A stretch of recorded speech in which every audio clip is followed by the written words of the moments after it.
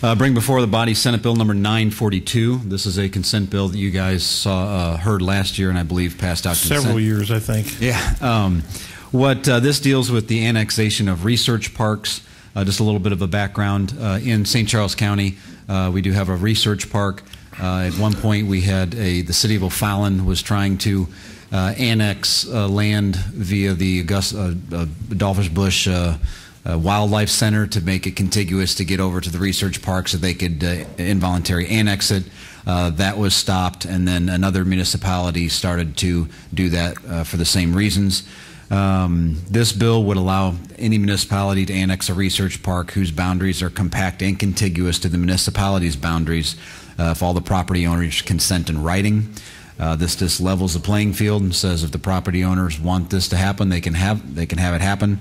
But what happened was they don't have any residents, so when they put it to a public vote, there was nobody living in the research park, so they had no say in the matter. They weren't going to gain any services. It was just going to be a higher tax they'd have to pay. They did their own snow removal. They did their own security. The only thing they would have to do was pay a higher fee and tax to the city that was involuntary annexing them. It was purely just a money grab.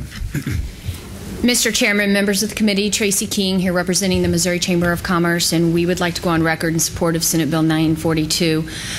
What we have here is the Missouri, through the university system, has created this research park and enticed businesses to move into the state. And there's a whole parameter of enticements, but one of that is the taxing jurisdiction. Once those businesses moved here into this research park and into the state and made a financial commitment to the state, you have had cities who has seen an opportunity of a tax grab, particularly in the utility taxes. These are pretty high-tech manufacturing industries, and they use a lot of electricity and energy. So the utility taxes is basically where they would get the additional taxes. We believe that is inappropriate, and we would ask that you would support this bill.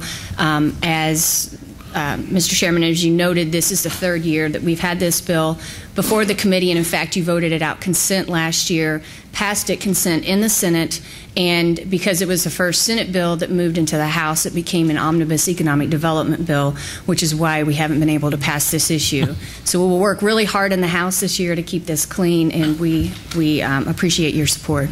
We are one of the businesses that Tracy just referred to and the Senator referred to. We probably are the most utility-intensive business in the area, in the research park.